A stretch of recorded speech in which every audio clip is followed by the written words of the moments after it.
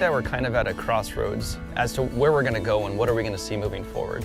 Are we going to continue to see more houses, more development? Are we going to continue to see the farmland, the trees, the orchards, the row crop? What are we going to see and what do we want to see as a county? And I think that if we want more houses, we're on board with that, and that's where the priorities are. If we want to continue to see what we have out here right now in Coyote Valley, there needs to be a way to keep that happening and make that happening, and that's what I think the ag plan will do.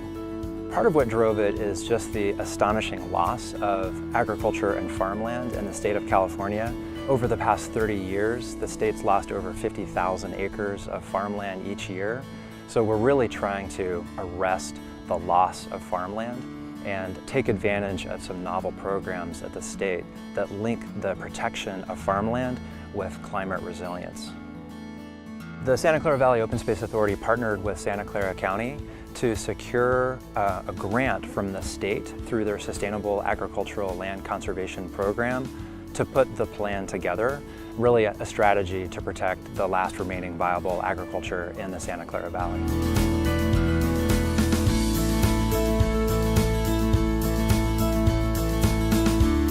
They annually budget tens of millions of dollars to pay for agricultural conservation easements.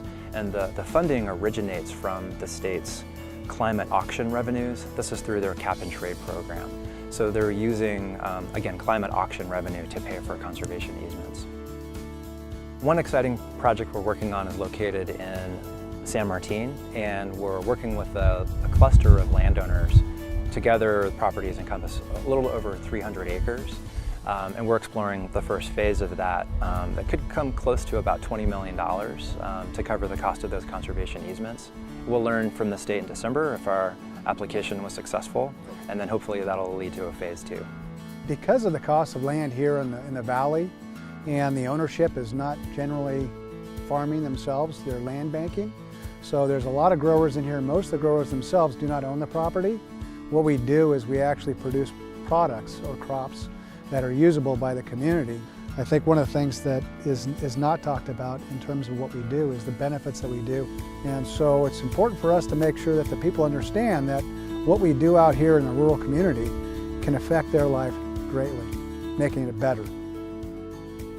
As a short-term strategy, 2 points. One is we continue to work with, apply for, and try and get state funding through that same program, the Sustainable Agricultural Land Conservation. Internally, we've looked within the county, and at this point the county is considering a resolution that would allocate up to $20 million per year out of the county's budget just for ag preservation. And I think long-term we'd like to move towards some sustained funding. What keeps these programs going is long-term, dedicated, preserved, allocated funding, and most often that's a sales tax allocation or a transfer tax allocation or a parcel tax allocation at this point. Our long-term strategy is to use state and county funds over the next 2 years, build the program, and hopefully go out to the voters and ask for voter approval of a dedicated tax revenue source after that.